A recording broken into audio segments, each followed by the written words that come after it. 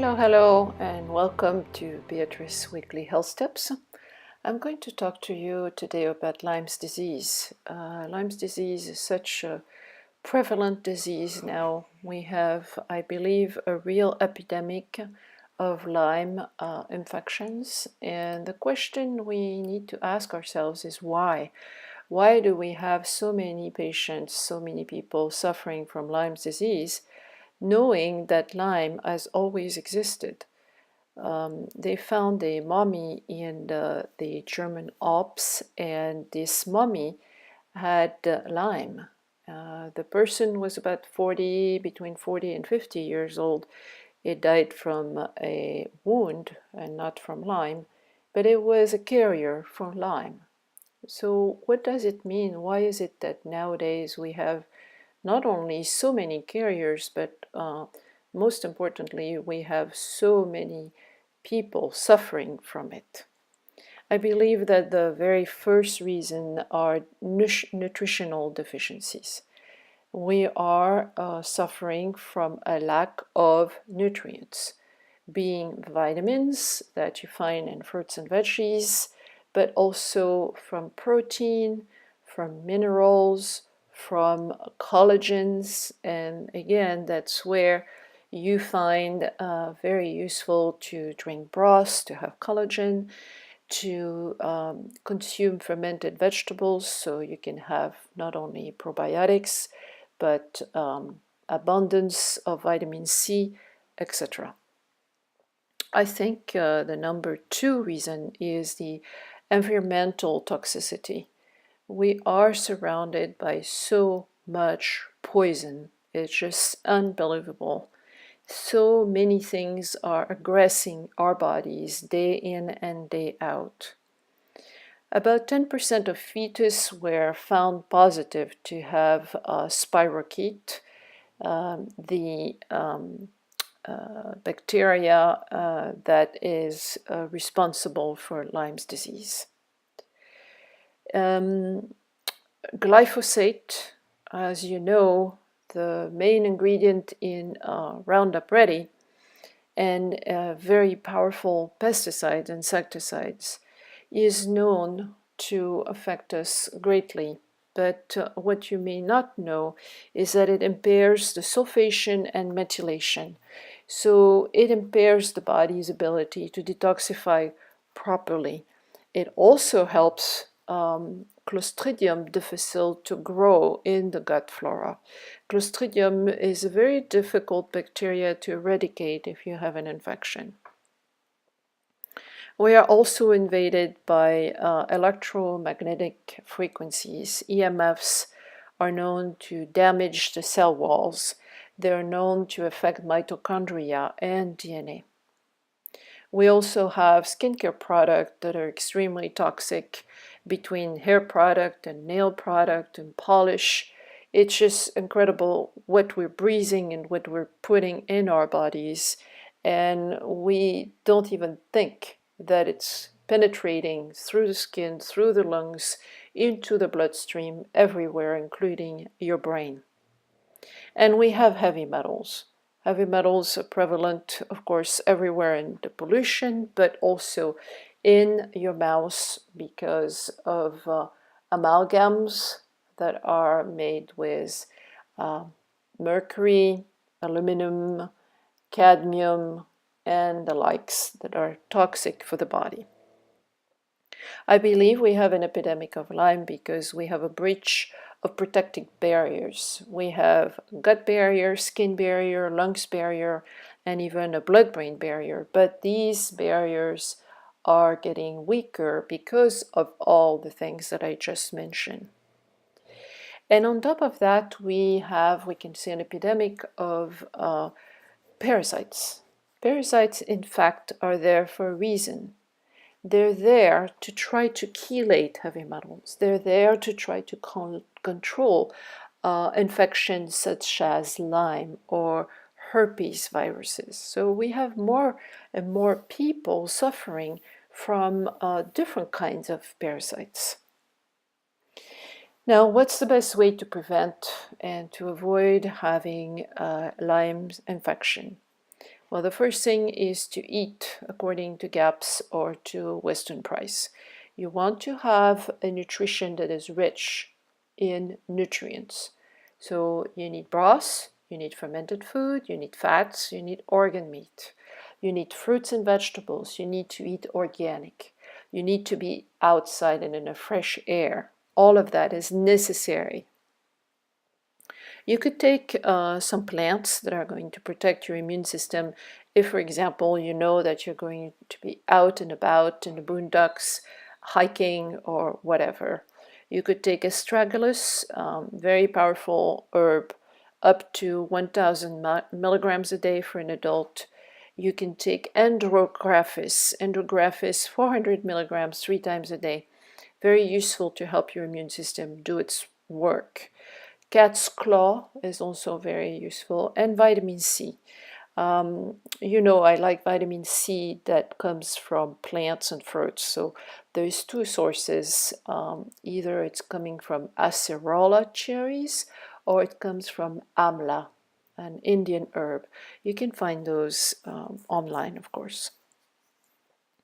So what we need to do in order to avoid getting infected by Lyme disease is to build a strong immune system.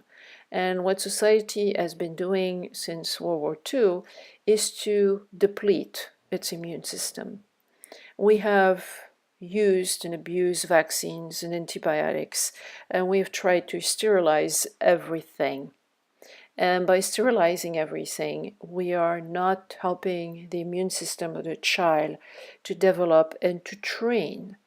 The children have an uneducated immune system. They need to be educated. And how do they do that? They do that by being constantly exposed to benign microbes and parasites, dirt, animals. All that is helping their immune system to develop, and that will help them to fight later in life against cancer, against autoimmune disease, and against big infection such as Lyme disease. And then we need to feed our microbes. The planet belongs to the microbes, says Dr. Natasha Campbell-McBride. They dictate our personality. We humans have been exposed to Lyme disease since the beginning of humanity. But we are again seeing an epidemic because we have neglected our good flora, our good bacteria. So what can we do? Well, I told you already, you need to eat according to GAPS, according to Western Price Foundation, and you want to have good protein, as in meat and fish and eggs. You want to eat rich collagen food. You want to have your probiotics. You want to use plants. Plants are very helpful to cleanse our body.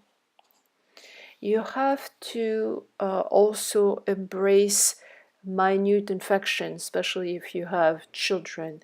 They need to have their childhood disease. I don't believe that we should vaccinate children against mumps, rubella, chickenpox, and all the like. The immune system of a child needs to go through these diseases in order to develop and to train itself. And if your child has one of those diseases, then bless him and observe him. Keep him at home, give him broth, feed him gently, watch the fever, bless the fever. Don't stop the fever. The temperature removes infection. It heals, it's rebalancing the immune system. And in older society, like Finnish, they use sauna. The Turkish use baths, the Roman use baths. All these water, being cold or being hot, are very, very useful to help the immune system to do its job. There is even now treatment for cancer that use heat or cold, like cryotherapy. I read several articles on that. Lyme has always existed. If your immune system is in balance, you can be bitten by a tick, you won't develop Lyme disease. If your immune system is not balanced because your gut flora is compromised, then you may develop Lyme. Usually Lyme comes always with other infection like viruses, bacteria, candida, and like I said, heavy metals and other pollutants. Lyme is known to bore itself inside the tissue. This is called a spirocate. It has the form of a spiral. In order to be able to bore itself, the barriers have to be compromised. And this is why we need broth. And then you need to crowd the flora with fermented food, with probiotic. If you follow all these things, you can be bitten by a tick. You don't have to panic. What you'll do when you come home, you'll put essential oils. Eventually, you can put a clay pack. You could put also a castor oil pack.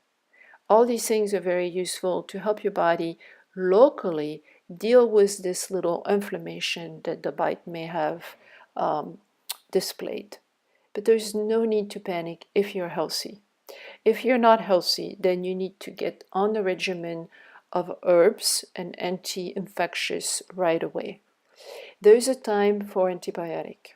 Antibiotic, I would recommend to a person that has an immune system that is not very strong, that has been bitten by a tick recently. If you use antibiotics within the next week, you're okay, but using antibiotics later doesn't do anything. The Lyme has the ability to hide itself, to protect itself in a biofilm, and it will not be detected either by the test, it's tricky to test, and by the antibiotics. So if you need to use antibiotics, it's right away when you've been bitten. Not 3 weeks, not 2 months, not 10 years later. It doesn't help. And if you don't want to use antibiotic, then use the natural antibiotic. You could use colloidal silver, you could use vitamin C, even IV vitamin C. You can use ozone therapy. There are many things that you can do to help your immune system in order to fight this disease. Eat well, rest, take the sun, lots of sunshine, bathing, and your immune system in your body will do the rest.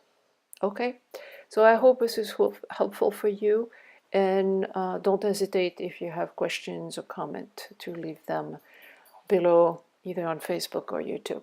I'll talk to you next time. Bye-bye.